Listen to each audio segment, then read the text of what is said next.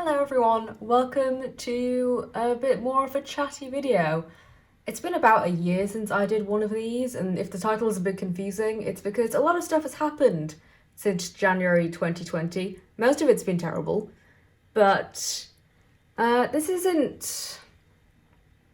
I don't know. The title of this video is probably going to be a bunch of confused mess. So hopefully in this video I can just have a bit of a chat with you guys, and I think it'll just be a bit of an interesting conversation starter just to tell people, you know, how I've been dealing the past year or so and what I'm looking forward to in the future perhaps. As I said, my last sort of chatty me being on camera kind of video was at the beginning of last year, and I talked about how I came off my sertraline, which I was taking for my anxiety. And that was about a month after I'd been fully off it. So I think I fully came off it in December 2019. And things were going great for about 2 months. And in February, I started getting like anxiety symptoms again, which for me are mostly like nausea, heart palpitations, you know, all that fun stuff. And it happened randomly one day at work. I think in the morning I got a coffee, which I don't normally drink coffee. In fact, I don't drink it anymore now, but I got a coffee and I was fine. I might have been a bit tired. But a few hours later, my stomach just felt really weird. And I'm really good at being in tune with my body and knowing what's an anxiety symptom, what isn't. And I was like, this feels like an anxiety thing. But I had nothing in particular to be stressed about. This was in like February of last year. So this was before any COVID situation had really hit the UK super hard. So I didn't have anything in particular really to be massively stressed about. And I can't think of anything else that was going on in my life at the time. I mean, work might have been a bit stressful, but I'm really good at clocking out after I leave work or nowadays close my work laptop. So it wasn't that. And a few months later, this is when COVID lockdowns were happening and things like that, I started getting really bad panic attacks. And I had one that lasted for like, I'm gonna say 3 hours. The whole experience was like a good few hours. It was the worst one I've had since probably 2017. So to have to go through that again, I felt like I'd gone through so much progression in the years between 2017 and 2020, and it felt like I'd just taken so many steps back. But I eventually, in July, I rang up my GP. I was like, hey, this is happening, like, what do you suggest? And it was actually a different GP than the one that I usually see, because of COVID, only a very few amount of doctors are available at any given time. So I spoke to whoever was available basically, and they were like, well, the medication seemed to work for you, why not just go back on it? And at the time I had about 6 weeks worth of sertraline just left over from when I came off it, because I weaned off it slowly, so I still had medication, and I had about 6 weeks of it left. And he was like, okay, see how you feel. And if you want to start it again, you can ring up and get a prescription and we'll set you off. And I waited on it for maybe like a day or so. And then I was like, screw it, I'm tired of feeling like this. Because by this point, I had pretty much really bad anxiety again. I was struggling to go outside. And like I said, I didn't know why. I'd had no idea why. And when I spoke to my regular GP about a month later, not a month later, maybe like a couple of weeks later, I asked him, look, I'm having these symptoms again, but I don't know why, I don't know what's going on. And he said to me, most cases of generalized anxiety disorder are like this. People don't know what the cause is, or they don't know for certain. It's easier to treat things like social anxiety or performance anxiety, or when you know what the source of anxiety is, it can be a lot easier to treat. But because I don't know why I get anxiety symptoms. My life is, I wouldn't say it's not stressful at all, but there's no stress in my life that I can't deal with at the minute. So it's quite confusing to me, and I'm just trying to, I want to figure it out. I want to understand it more. I want to understand my body more.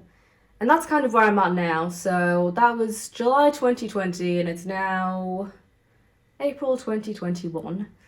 So I'm fine now. I'm on the medication. I'm back on it every day. And I was kind of like really excited to be off it when I did come off it. I'm not really sure why. I think just not being dependent on something is something that I like the thought of. But when I spoke to my doctor about it, he was like, well, it's better that you're healthy and that you feel well, take your tablet every day, than having to go through a constant struggle of not knowing what's wrong with you, just for the sake of not being on a pill. And that's the logic that I'm running with for the time being. I might change my mind again in the future. I might try and come off it again and see what happens. But that's where I am with the whole anxiety situation. Now, in the title, I've probably also mentioned Mario Kart Wii and why I stopped streaming that. That sort of relates to it. My last Mario Kart Wii stream was in February of 2020, so around the time when things started to get a bit rough for me. And I stopped playing Mario Kart Wii and really video games altogether when my anxiety was really bad. And I picked it up again, not on stream, just in my own personal time, in summer. So once I was on the medication again, and once my initial side effects had wore off. Which, by the way, when I went back on the medication, the initial side effects, oh my god, was so bad. I was literally bedridden for 2 weeks. I basically couldn't eat anything apart from like crackers and bread. It was miserable. So one big reason that I don't want to come off it again is because I don't want to go back on it again if I have to. It's such a brutal process. But anyway, once that had passed, I started getting back into gaming and I was playing Mario Kart Wii. And it was fun. I was sort of like playing it off stream, just doing like world wides, regular tracks, and just chilling. And it was a very different experience to playing on stream because I wasn't having to like talk and, you know, I could just like listen to music. Can't do that on Twitch anymore unless it's like stream beats or something.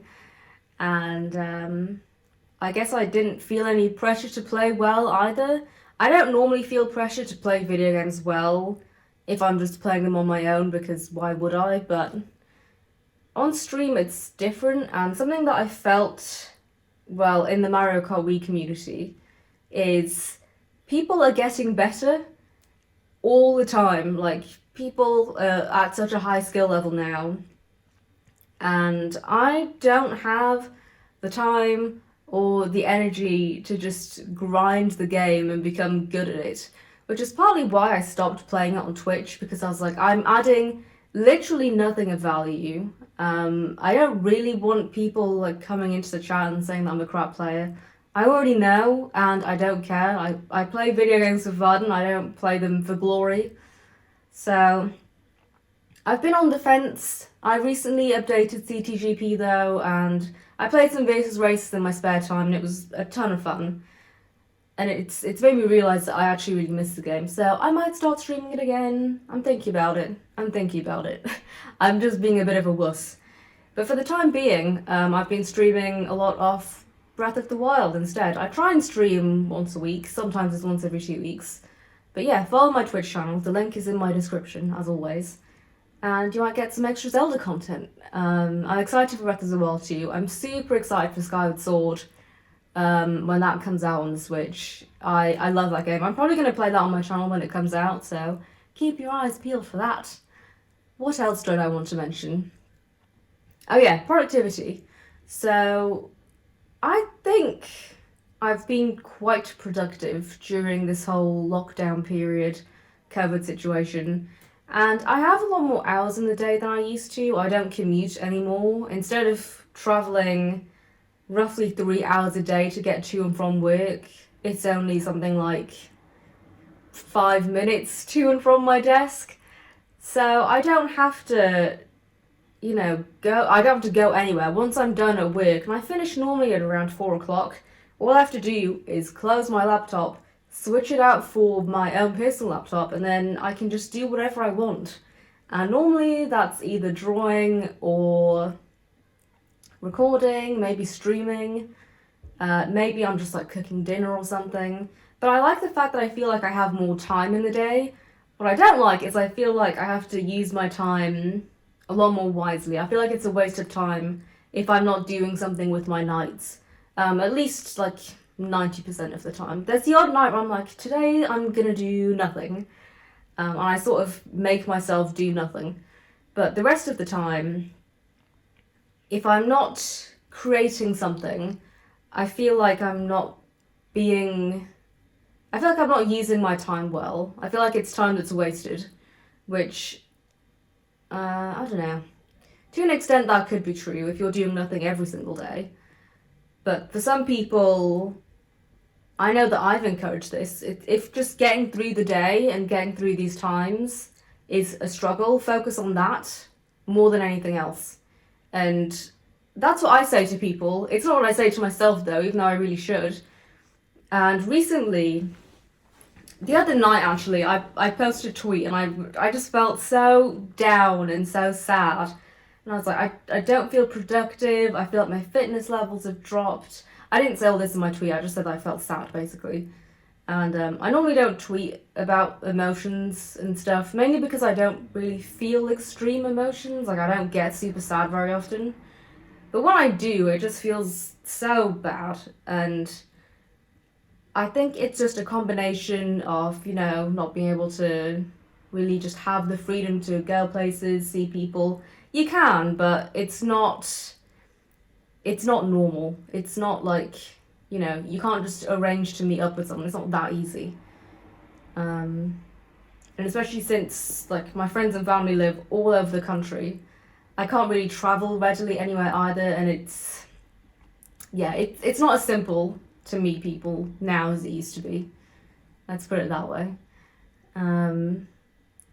And, you know, like I said, this productivity crisis I've been having, even though I've been creating more content in 2021 and even the end of last year than I ever have done in the almost 10 years of my YouTube channel existing, I still feel like I'm not being productive enough. Like, I think I've uploaded, since I started Majora's Mask, I haven't missed an upload day. I've uploaded every Wednesday and every Saturday. And I've got videos scheduled until July currently, so I'm so on top of it. And I still don't feel like I'm doing enough sometimes, especially when my evenings are quiet, I'm not doing anything. And I had a chat with one of my friends about this, and he was like, oh yeah, another thing that I was also struggling with was sleep. Now, my medication makes me drowsy, but I'm currently taking another medication for hay fever, and I take that every day as well, or I used to. And then I started getting like really bad nightmares, like every single night. And I spoke to my doctor about it, and he was like, "I'll just try taking the hay fever tablets once every other day." And I do, and if I just had like sniffles or something, I wouldn't bother taking a hay fever tablet. But because I get really bad headaches, like from, I don't know, pollen or whatever it is, I need to take them really, otherwise I'd be taking painkillers every day instead, which A, don't really help hay fever headaches, and B, that's not really good for you anyway. So I was kind of in a bit of a crap position.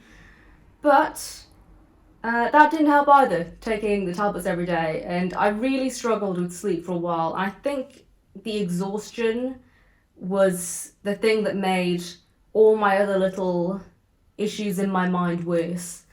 So I spoke to a friend, and, you know, he reached out to me and stuff, and he was like, what's going on? Talk to me. And he said that he's had sort of similar issues with sleep, and he gave me some advice, which I surprisingly found very helpful. I didn't think it was going to be that helpful, but after I had a long talk with him, I had the best night's sleep that I had in ages. I feel like I'm selling an advertisement, but no. So what he deemed this, whoops, I just hit my mic. He deemed this method as making yourself socially tired. So socially tiring yourself out. And that's what a lot of people have been missing. So it's certainly what I've been missing, because like I said, I haven't been meeting up with people. Whereas I would see people at least 5 days a week, usually 7 days a week. And we had this chat late at night. So it was like, I don't know, 8:30 to maybe 10:30 p.m. last night. And we just talked, and he's like, when we have social interactions, especially introverts, that makes us tired in a different sense. It sort of tires you out, yeah, I guess in a social manner. I don't know how to describe it, but he put it really well. He's like, introverts like us find it difficult to socialise for really long periods of time because it just gets exhausting. And he said that having that element of tiredness can help you sleep better, basically.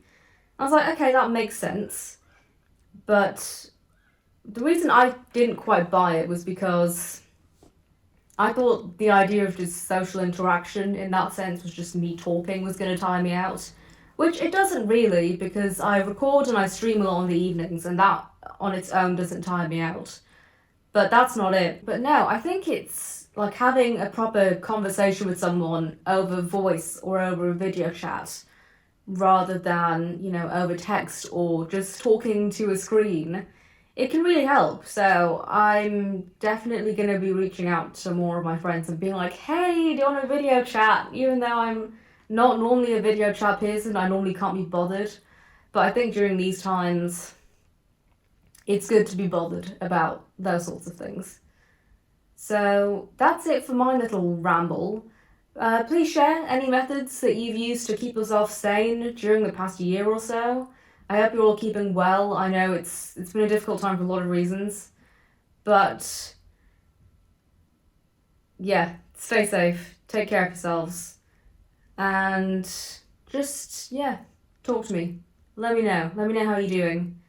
And I guess I will see you in my next video.